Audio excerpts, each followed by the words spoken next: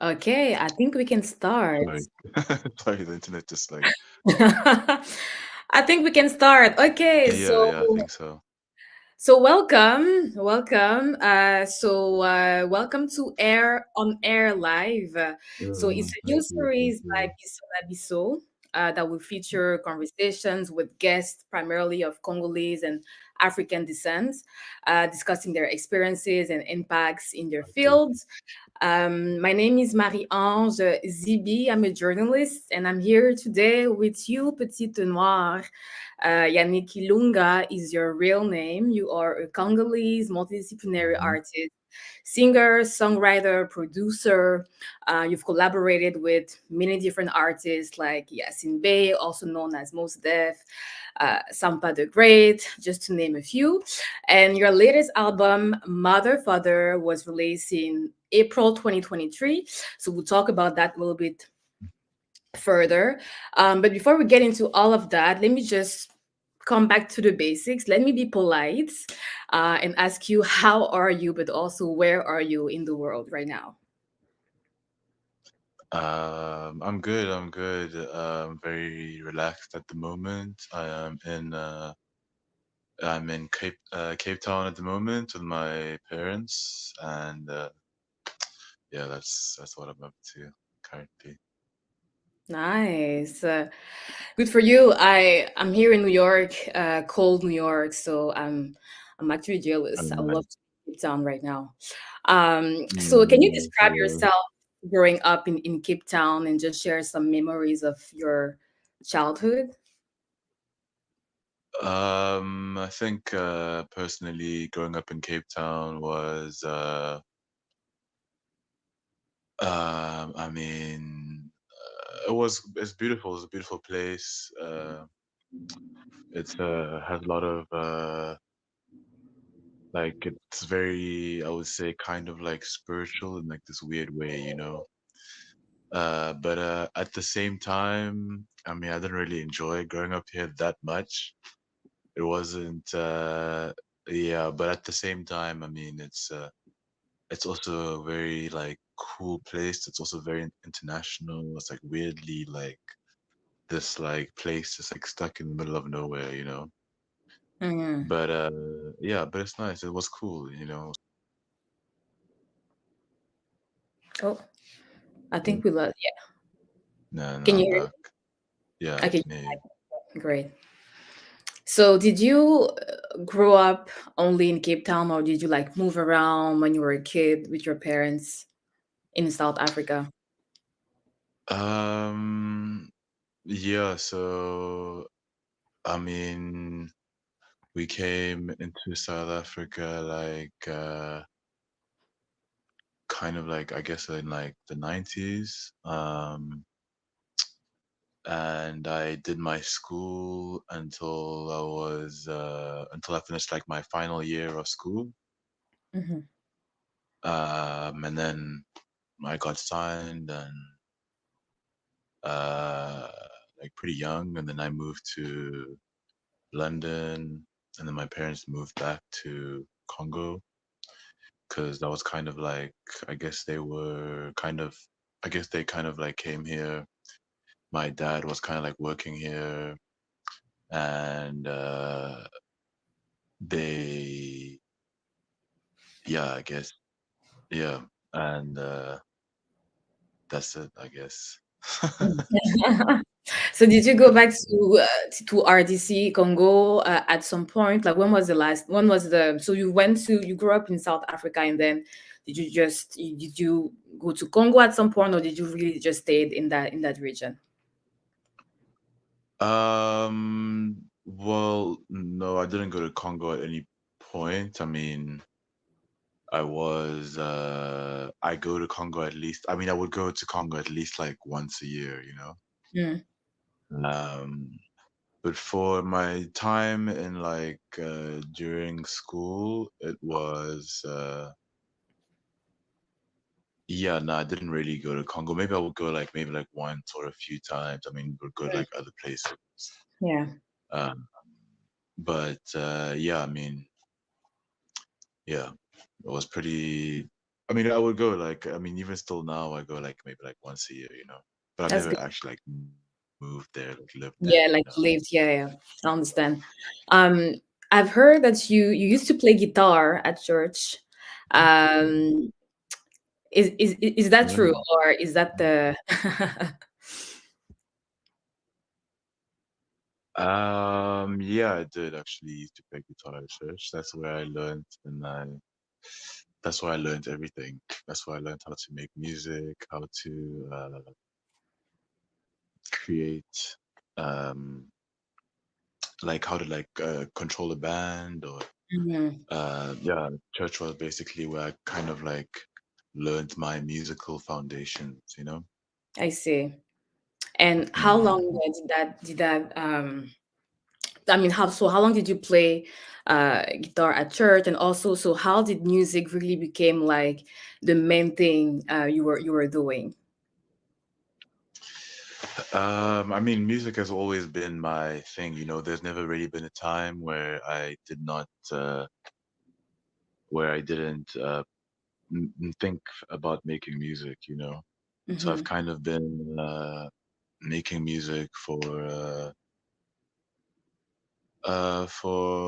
since I was about like 14, maybe 14, like Hmm. um, and but even before that, I was very much into music. You know, it was very much a big part of my life, whether it was through like my sisters or my brothers or whatever it is. It was always kind of like this, like really uh like a big part of my life, you know. And then Yeah. it kind of when I turned, I think the turning point for me was when I was about like 13, and I picked up the guitar at my cousin's house actually. Well, a cousin, uh, and she used to she used to she also like studied in South Africa, but she moved away. Uh, but basically, I like picked up this guitar that they had, and I kind of always had this attraction to it, you know. Mm. Um, and one day I just picked it up, and I just felt like I knew how to play it already without even kind of like Practicing or. yeah, Mm. without even practicing. It just kind of came, you know. And then Okay. then I started like really getting into it, and I started like researching and learning to uh how to do how to play and how I to like see. do it properly, you know. Nice. So cool. Yeah. Petite Noir, so your father is Congolese, your mother is from Angola. I myself, I'm from Cameroon, by the way. I grew up in Yaoundé, the capital. Okay. And I remember growing Okay. up, we always listen to Congolese music, like, Papa Wemba and so on. So, how was it for you? Like, are there any Congolese music pieces or artists that really impacted you growing up? Definitely. I mean, um, there's definitely like Kofi, like I mean, a lot of like wedding music, you know, that was kind of like my reference to Mm-hmm. kind of Congolese music growing up was more like at weddings or like maybe like my parents would play some stuff, but it would be more like events, you know. Yeah. Um, and obviously like all the party music that we all know from Mm-hmm. Congo, you know, or like Fali, things like that, you know. Quality. But funny enough, like growing up, I wasn't that much into Congolese music, like as a teenager, but only when I like really finished school, you know, Yeah. that's when a lot of things started to change for me, you know, in terms Yeah. of the way that I like listen to music. Mm-hmm. When I was kind of like a little bit more free, you know, because my parents didn't really let me move around much during school, you know. I But see. once I finished school, it was like, okay, I can do whatever I want. So with that kind of like opening of like things opening up for me, I think I also opened myself up to uh my roots, you know, Yeah. a bit more. Yeah, especially like not growing up and stuff like that. It's kind of like it's very easy to kind of like stray away a little bit and kind of not really forget, but like kind of just like not Hmm. focus on that part too much, you know. Of course. So yeah. What type of music were you listening to as a kid, as a teenager? Like, what was your style? For me, growing up was very the type of music that I liked was very kind of like aggressive, Mm. very kind of like anything that was not really like mainstream, you know, Hmm. because um I don't know, I just loved like well, I guess it was just my personality, you know, so I just kind of loved like anything that was very like left field or like but at the same time I did also love like MTV, you know, and stuff like Yeah, that, just kind of like the culture around that growing up in the 90s, 2000s, you know. yeah, classic. Um yeah, exactly. So I would say like a lot more uh, like I mean things like punk music or like you know like metal music and things like that, you know, that I Yep. guess you wouldn't necessarily affiliate. But for me, I don't know, it was kind of like just something that I really liked. You know, I didn't really grow up with people that kind of were into that type of music. I mean, Hmm. I knew like a few people, you know, but for Yeah. me it would be like if I would go away with like my parents to like or like my family somewhere, then I would always be like checking up like if my brother or my sisters could take me to concerts or shows or whatever. Or like sometimes I would go to concert myself, you know. Um, but obviously, like being black in that scene and that back in those days, you were kind of one of the only few. But now, there's so many more of us, you know. So it's really, you know, so it's kind of like also been the thing in me that's kind of like set me apart from a lot of things. Yeah.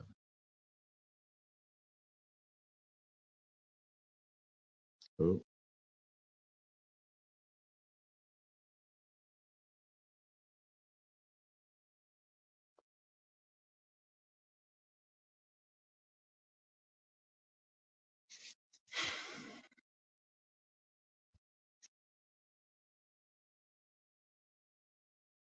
Okay, so sorry about Yeah. that. It seems like we are having a technical difficulty, which is funny.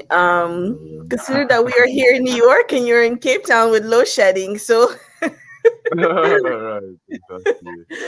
yeah. So I Exactly. think we're gonna give Marie maybe a minute or two to. So is this gonna be live or is it gonna be Oh, we are live, baby. This um, is we are very okay. live. So I think it's gonna be okay. It's in the we are in the decade of remote and things happen. So sorry about that, everyone. But I'm gonna let Marie and Yannick Petit Noir get back to it. Thank you. Okay, can you hear me? I mean, I was scared it was on my end, but I'm glad it's not on my end. Yannick, you were Okay. talking about the type of music you used to listen to as a kid, as a teenager. You were talking about post-punk music, Mhm, metal music mhm. as well. Uh, are you a fan of like bands like Joy Divisions and so on? Yeah, I mean, things like Joy Division.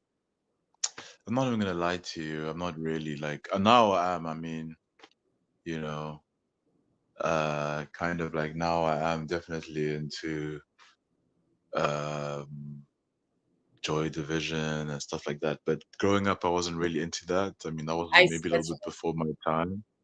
yeah, But yeah, I think when I moved to London, a lot of like things were kind of like being like stuck onto me like that. Like say people saying that I was like sounding like Joy Division and stuff like that. But it wasn't necessarily my intent. I think it's yeah. maybe because of the deep voice and maybe like just the free the free form Free artistic spirit, expression, you know? Yeah. exactly. So I have a question. So when did you decide to make music your career? Like when did that happen? Because I think there's a Um, difference between loving music, playing music, and then actually deciding to just go for it, pay your bills. I think, I mean, I was always kind of like making music. I think it was kind of something I was meant to do in life, you know. I don't really know anything else to do really that I would be doing if it wasn't music, really. But it just kind of also easily flowed into what it is, you know, into my career. I From a very young age, I kind of like was imagining myself on the stage and playing in front of like a lot of people and all those type of things, you know. So it was always kind of like in my mind, you know. I never wanted like a conventional job. It was never like that whole thing was never my, you know, was never my thing. Yeah. I never thought about it. I never even thought about like I never. There wasn't a time where I even thought of like. I just went straight into music. You know, that was Hmm. And here we are. Um, yeah, yeah, exactly. so your stage name is Petite Noir, without the E at the end in French. The rough translation would be Little Black in English. So what was the inspiration behind your stage name? So the inspiration behind the stage name was kind of it was like an ode to my to like my younger self, you know, to kind of like uh like a dedication, you know, to like the kid inside of me, but also kind of like this play on again like the whole idea of like gender or like mother father, you know, all these type of like gender things. So they all kind of like play into that. So the reason Hmm. why I also used like petite instead of petit was because uh number one, in terms of like always thought like kind of like I was like made by like a man and a woman. So it kind of like canceled the name out, you know, it didn't give it this kind of like definitive, like there's like a woman, it's like a man. So it kind of like canceled out all of that. Uh, but it was also a little bit easier to find me if you needed to kind of. But in my mind, I actually wanted people to think that it was like Petit Noir, but people still say Petit Noir. So it's kind of like obviously they're gonna say that, but it's Yeah, kind of what's kind of like a similar concept than to like little, you know, also yeah. like, but it's kind of yeah. Anyway, so that's kind of like the. I know it's complicated, it's long. No, I get it. I get it, and I feel like you're right. I think it's That was like, you're kind of like blurring the cars. I feel like French is a yeah, very kind of like no go exactly. on. You're just kind of like blurring a lot of, you're Yeah, blurring the lines. You know, that's kind of yeah, like what the whole project really is, really about. Really, it's yes, like blurring the yes, lines. You know, there's kind yeah. of like yeah. You're floating. You're just you. Yeah, French is a really gendered language. So I actually like this background context that you're providing. So your music is many things. We were talking about your inspiration earlier. You're drawing inspiration from many, many places. And actually, during an interview that you did in 2018, as during your early days as a musician, you describe your music as a blend of punk, pop, and soul, with inspiration from the indie rock as well as the guitar music from Congo. Do you still Mm. stand by this description? And if not, how would you Yeah. describe your music today?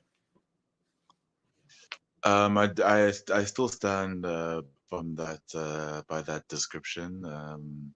It's definitely maybe I've simplified it more to just kind of being uh more like a mixture between African music and like more kind of like these aggressive type of sounds, you know. Yes. Um, but at the same time, because to me, Congolese music really is very much leaning more towards like the rock direction. I don't know. Sometimes you can hear it, you know. Okay. So in my Mhm. mind, in my mind, all of these things kind of make sense. Like when I think of like metal music and like just like hardcore type of aggressive music, I definitely also I can kind of see that in my mind in Congo, you Mhm. know, and Mhm. I see the correlations in my mind. I don't know, maybe that's what kind of inspires me to create what it is that I create. But for me, it makes a lot of sense, you know. Of course, yes. And I want to keep on kind of like exploring that um and going deeper into it. So yes, I would say even I mean even saying kind of like people like Kofi and things like that. I would say even Kofi for me, like back in the day, he was very punk, you know. Even like Yeah. the sound of Kofi like some of the drums and like low and stuff like that. They were very like intense, you know. Mm-hmm. So I mean, especially like because music really, I mean, all of it is kind of like a mixture of a lot of different things, you know, like if you take Afrobeat isn't just like whatever, it's like a mixture of like jazz and Yep. African sounds and you know what I'm trying to say, like a fella and stuff like that.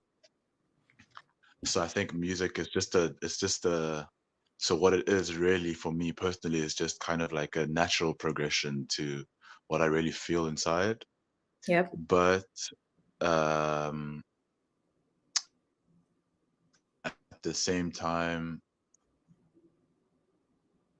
they're not as separated as people think, you know, Yep. like all these genres and all these sounds. It's just one like soundscape. We just put them in these boxes, you know, and then to sell them to people, you know. Yep. But they really are just like flowing sounds, you know. Absolutely. And I completely Just agree. think like our feelings, like our feelings, emotions. Yeah. Yeah, and I like how you're connecting the dots between all those different genres and like artists and style who may not have anything in common. I mean, that's no the general assumption, but when you really dig deeper, you can actually connect the dots and actually draw some parallels. So I actually appreciate that. And I think, yeah, you're talking about like a soundscape, and I think that's exactly it's like a global soundscape. And yeah, Mm-hmm. and I'm here for it, definitely. Um, 100%, 100%. And I think a lot of us are also starting to open up to things, you know. So as much as the world develops and progresses forward, so do we, you know, and the way that we listen to things and the way that we think about things, you know. mhm, So, I mean, even if I go back to what the way things like rock music starting out in places like the UK or America, but really it's like it kind of comes from not even that it comes from because everything is kind of like circular, you know. So it's like, you know, slaves and you know people in Africa going to these places and with these new types of rhythms, and then people kind of like, you know, things like blues, you know, coming from like I don't want to kind of like equate or always have to equate migration to slavery and stuff like that because music didn't start to just because we were in these, you know, because of slavery. exactly. So well, it just has like people on the continent, you know what I'm trying to say? Who were Yeah. already making this music and it just happened to just travel. So that's what it does, you know? Absolutely. And no, Yeah. no, it is relevant. And I think we need to also be mindful of that. And that's why I always find it funny when people say, in Colombia, they do a lot. They love Congolese rumba, for example. Like, it's not a Mm. coincidence, So that's why, It's not no, I think it's, exactly it's not a coincidence. yeah, exactly. So I think it's always good to be mindful of that and to also understand that, yeah, it doesn't come from just nowhere. I think black people, Exactly my point. are the roots of all those different genres, like one way or another. So yeah, absolutely. 100%. I mean, if you listen to people like what can I say? Mm, trying to think about how, even in terms of, I mean, things like just to kind of bring things like Paul Simon or like, All Mm-hmm. that comes from the continent. A lot of artists that kind of like always kind of like cross over in that Yeah, world. It's generally because it's been massively influenced by the sounds of raw exactly. spaces. Mm-hmm. Mm-hmm. So and that goes for like art. It goes for, I mean, even like film. I mean, I don't watch like Hollywood anymore. For me, Hollywood movies, they don't stimulate me anymore in any way.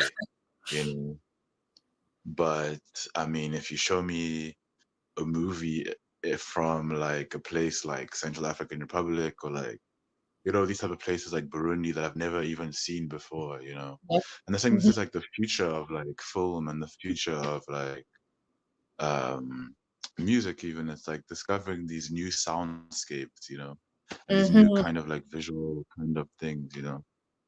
Yep. Because things are getting very boring right now.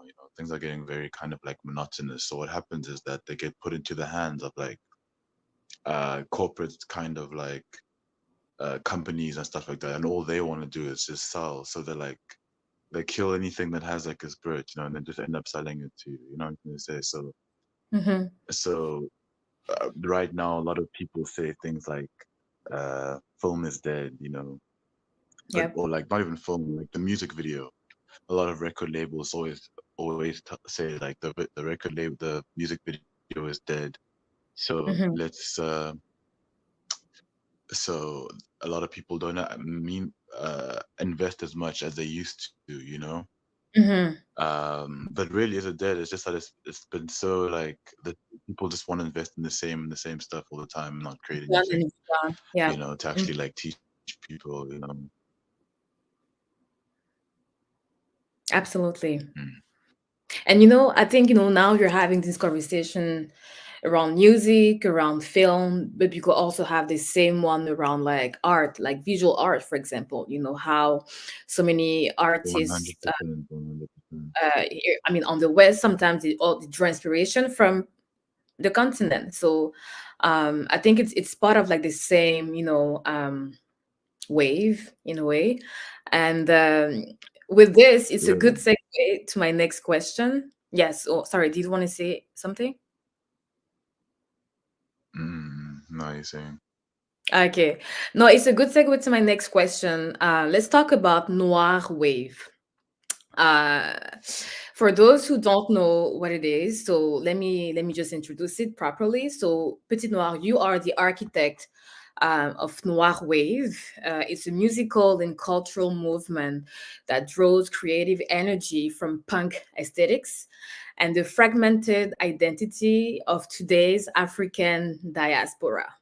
Those are your words. Can you tell me more? Because it's like music to my ears. I Tell me more. mean, yeah, I mean, I think it's kind of like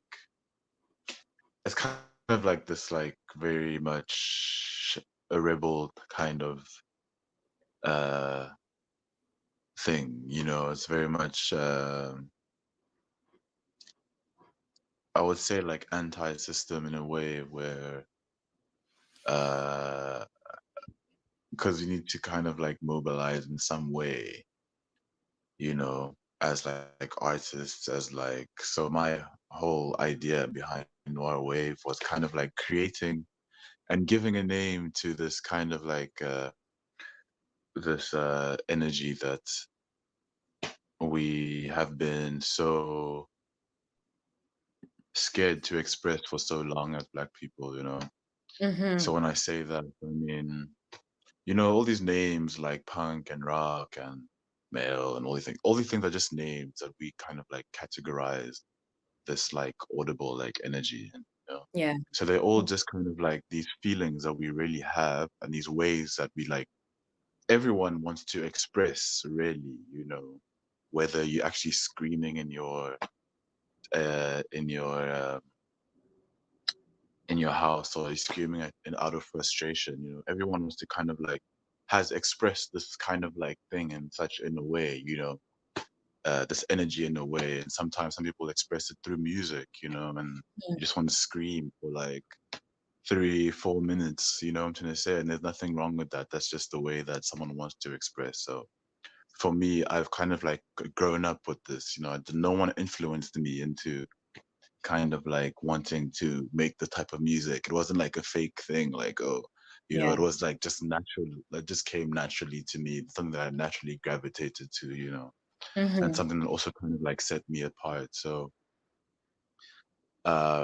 my whole thing behind Noir Wave was kind of like, how do I bottle up this energy and this kind of like the sound, and how Mm-hmm. do I make it how do I like express it in a way that it's like relevant to me and it's relevant to what I want to do in with myself. So it kind of like, so I took these ideas of like what I love, and which was kind of like these like heavy sounds, and I also kind of like took my roots, and I kind of like put them together, to Mm-hmm. kind of like create this type of like African heavy type of sound, Yeah.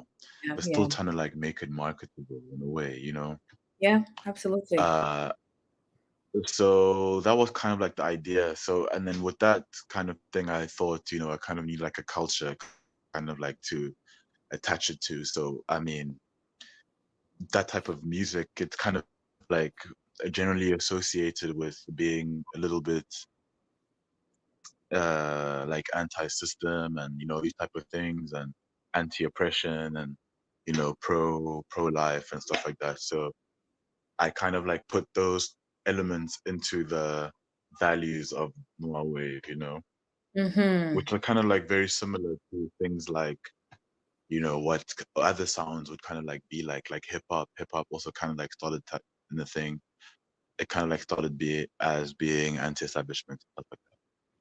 So it kind of like has these similar type of values in it, as things like hip hop and like punk and how they started. Yeah. Mm-hmm. So I attached a lot of like, for me, my personal kind of like experience with those type of things would maybe be, for me, it's like fighting the imperialists, fighting like speaking about wars in Congo, or speaking about wars on the continent, or wars in the Yep. world, or like, for me Mm-hmm. personally, obviously war is a big kind of like concept, or it's a big kind of like idea and thing. Obviously having like um being from from Congo, which is kind of like uh this kind of like, I mean, it's a really war. I mean, but it's kind of like always been associated with war. But Yep. also it has like a lot of love. It's a lot of love out there too. So I kind of like, for me personally, a lot of my content is based around identity, love, and war. So how Mm-hmm. do I kind of like blend the two? But how do they also kind of like how do they also work together as like a thing? So like identity, we constantly at war with like identities, constantly at wars with our partners. Plus, what I'm trying to say is, plus like I kind of took all those contexts. I kind of took all those things and kind of like turned them into like this music and this energy and this thing. It's kind of like it. Absolutely. No, it makes a lot of sense. And, I think, maybe, at the time you were conceptualizing this and thinking about it, maybe you were not really aware of like the impact, but I'm telling you, you're talking to me and I completely understand it, and it resonates a lot because I think a lot of people, young people from the continent, but also from the diaspora, um, I think by default, there's this need to kind of like be anti. Yeah, I mean, you just want to do things differently. You don't want to repeat the same mistakes. You Definitely. don't want to, because we have, and I'm talking, I mean, from the diaspora perspective, for example, we understand, we speak the language of the West, but we also speak the language on the continent. So I think, we kind of, you're very aware of all those dynamics, oppressed versus oppressor. So in a way, I think, noir wave is like, it's about just like this free spirit energy, um and just like you said, like not be afraid to speaking up, telling things as they are, and yeah, just calling out all those. 100. Yeah, exactly. I love it. And I have a question. What 100%. are I you? think, you know, Mhm. No, no, go on. sorry, no, you're saying. No, I just wanted to touch No, I on was just just gonna quickly. say, I think, yeah. Uh, no, go on. Sorry, I think the phone is late. I think it's late. So I think it's like, okay.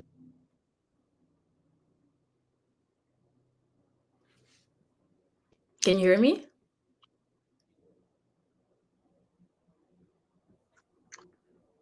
Oh no, okay. Okay, I can hear you. Okay, Sorry, good. can you hear me? Yep, I can hear you. No, I just wanted Okay. to talk So about you can continue uh, with the question. yeah, because it just made me think of just Pan-Africanism. What do you think of that? Like, what's your take on that? You grew up in South Africa. You're Congolese. Your father is from RDC. Your mother is from Angola. What's your take on Pan-Africanism?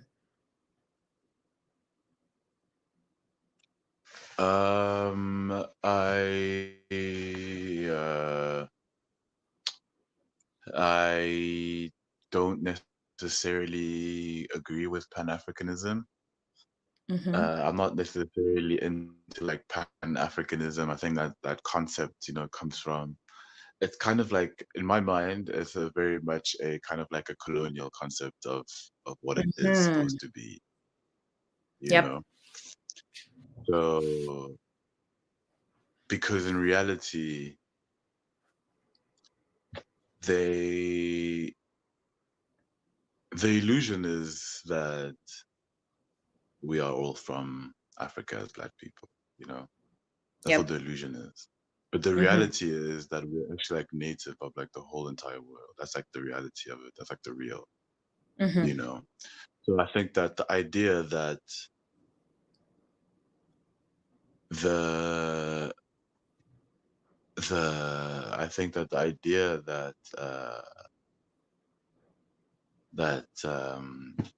South Africa, the idea that Africa, Mm-hmm. that all Black people are from Africa, I think is a colonial idea.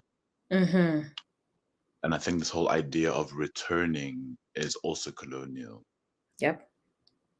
It was more a thing of control to throw us into this like pit, and to kind of just be like, okay, cool, this is, as part of like the plan, and there are definitely Africans too, and Mm-hmm. people that are like from, this part, also the Americas, native like Black people, like Hawaii and all these type of places, when I look at like images and like, but yeah, but like, especially when you start hearing things like the first person in the first person uh, in Europe, or the oldest person defined was like a Black person, and you keep on they keep discovering like that the person in like this area was like a Black person, like, and they keep on discovering it, and then eventually you're just Keep gonna on realize discovering actually it. all the places were Black people, everyone was Black. That's the thing. uh, So yep.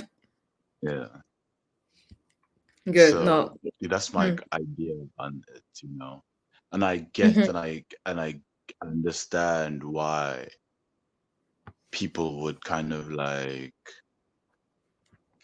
I think it was part of the whole idea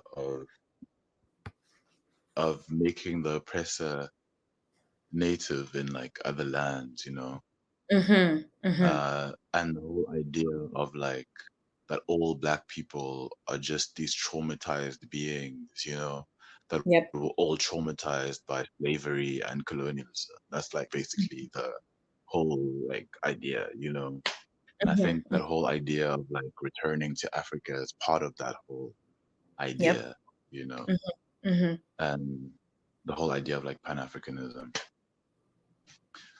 So that's kind of like, yeah, that's my idea on Pan-Africanism. But the thing is, it's like with like things like Noir Wave, I think Mm-hmm. Noir Wave is the kind of like what counters things like this, and that sets things Mhm. straight and wants to be like, actually, no, because really you can't really fight your infinite self, Mhm. Mhm. um, because I was thinking like, why do we always limit ourselves to the last two generations?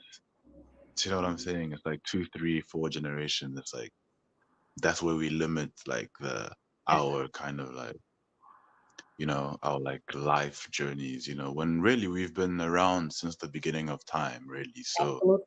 Yep. technically, it's like there's just so much more to us, so much more to what you have to offer to the world. If you allow yourself to. But then there's so many other things and so many other boundaries that you have to break, and it's not easy, at the same Yeah. time. Yeah. But the more people do it, the more people are kind of like free around us, the better. Mhm. Yeah.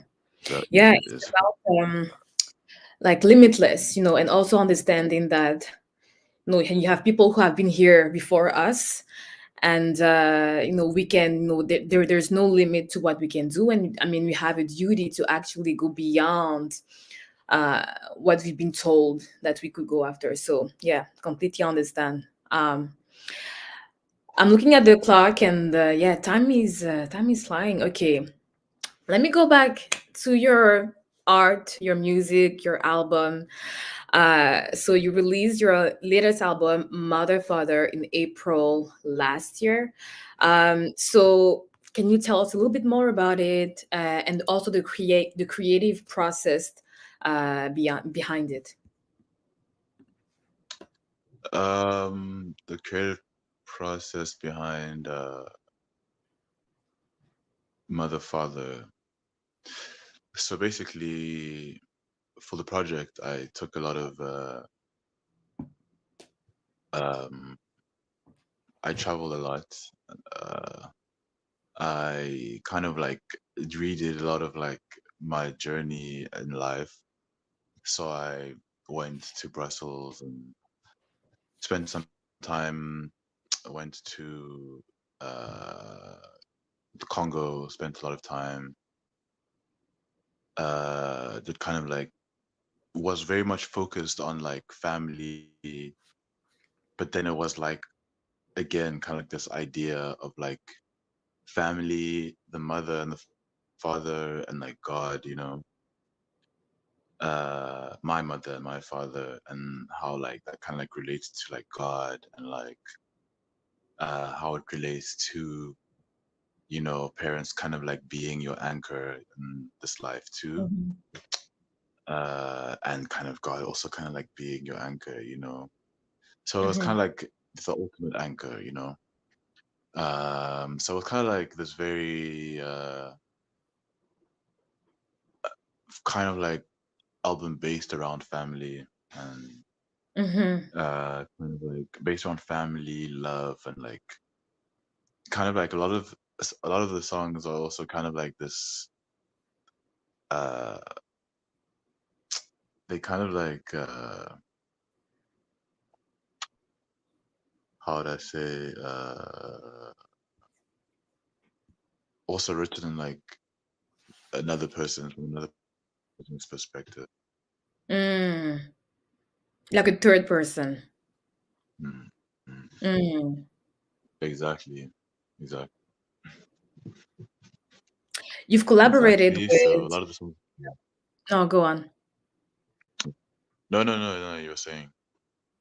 No, I was saying, I mean, so you collaborated with Sampa the Great for this album, but also Theo Croker. So how did that happen? And also, how was the collaborative process? Sampa the Great. I kind of like just met her like randomly. She was really just kind of like I just felt like we were just really family. Like we met like like a while ago, and that was a Mm-hmm. very natural process. Theo Croker, I knew him through another friend, and that was when I was kind of like recording I recorded a lot of like that album in the beginning. I recorded a lot of it in London, Mm-hmm. and then in London and LA. Okay. Uh, I did a lot of it like in London and LA, where I recorded with a producer named Dave Sitek, who is like Mm-hmm. he's more into he's part of this band, this like black amazing rock band called TV on the Radio, and Mm-hmm. uh, and then I worked with a guy named again in LA. His name is Chris. Has this project Mm-hmm. called Tropics. He Mm-hmm. was also really good. I spent quite a bit of time and just like in a house recording. Oh,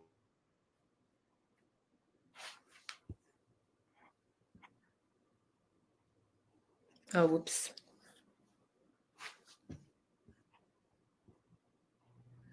Can you hear me?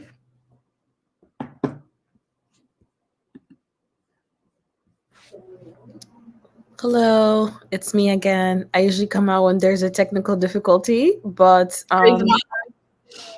I think Petit Noir is still connected. Okay. I know we are over time. Uh-oh.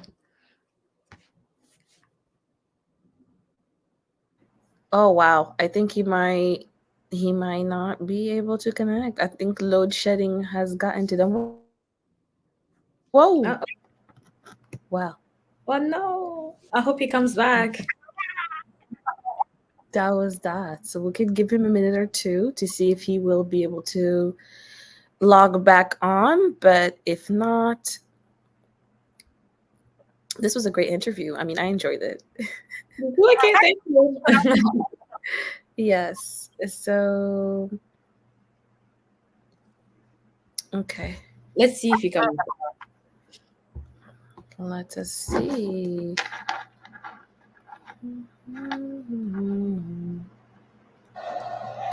Okay.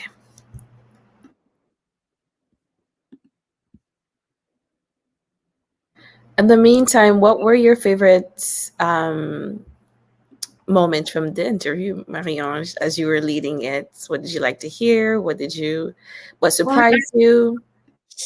I really enjoyed the conversation too. I think he's a brilliant artist. I really loved when he was talking about Noir wave, like the movement.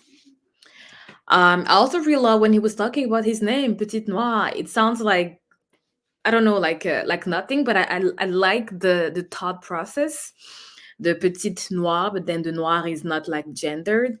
I think when I mean, as I mentioned, like French is a very gendered language, so it's always interesting to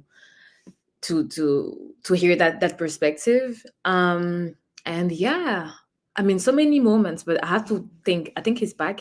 Can you hear us, Yannick? yeah, I can hear you.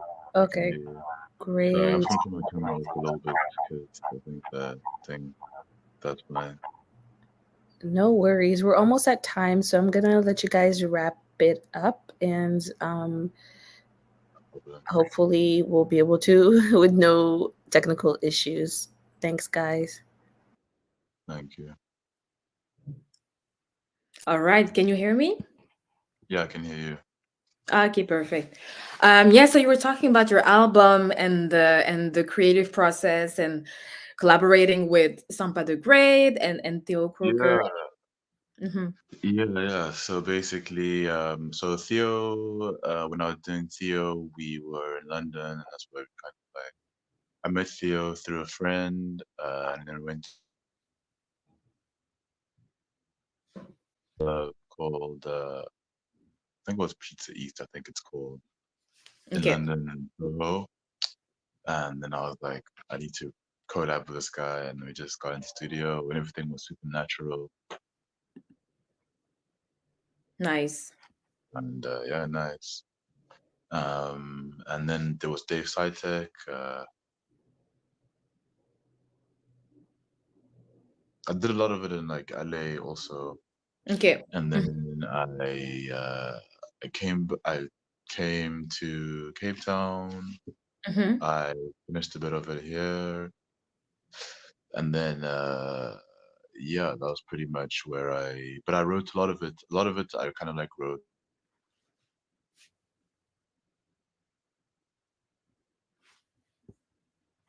Oops, I think I lost you. notes. Hello, Hello? yeah, sorry. Okay, no, But yeah, it's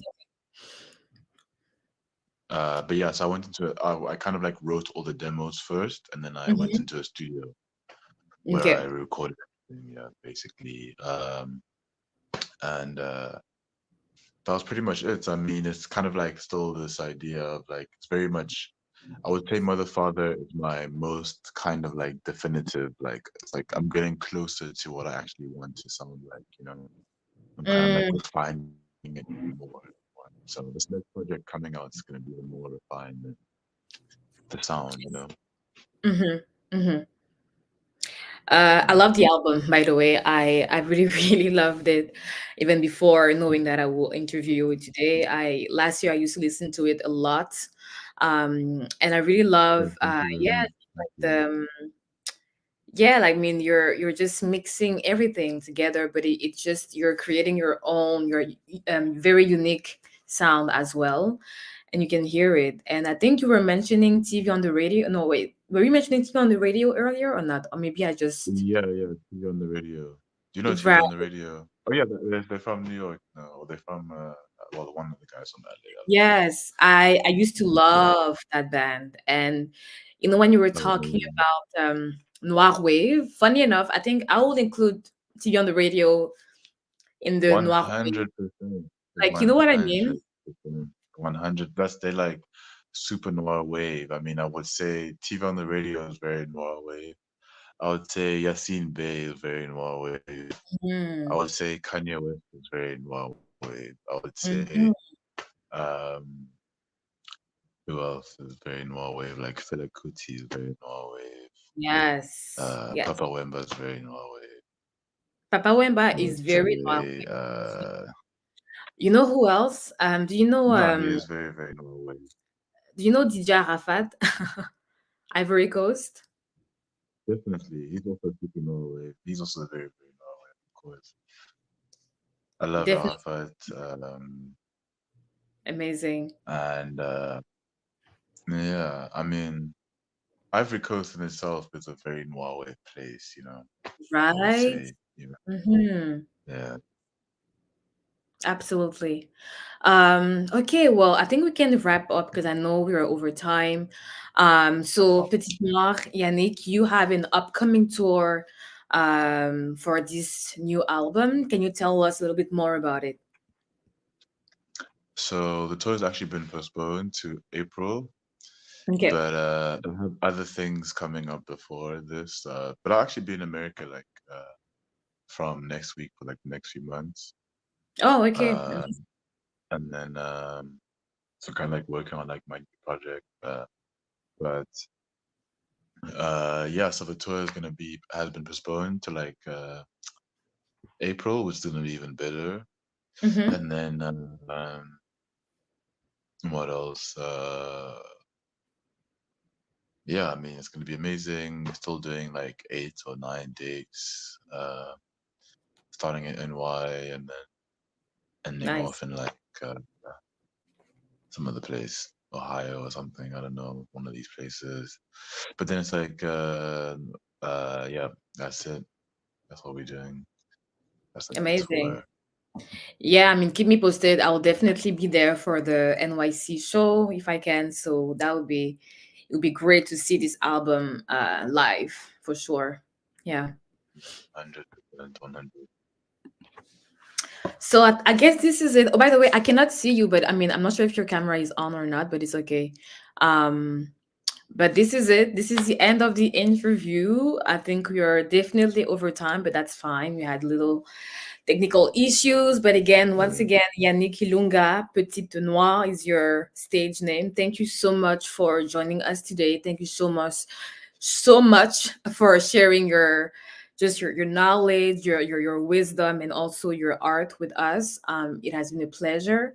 We'll definitely follow you follow your activities on social media, but also just whatever you put out there. We'll definitely be on the lookout for it. Thank you so much. And also thank you everybody else who was just tuning live to listen to this conversation. And once again, this new series by BISONABISO on air live will continue again throughout the year. So stay tuned for more updates. So this is it for me. Thank you again, Yannick.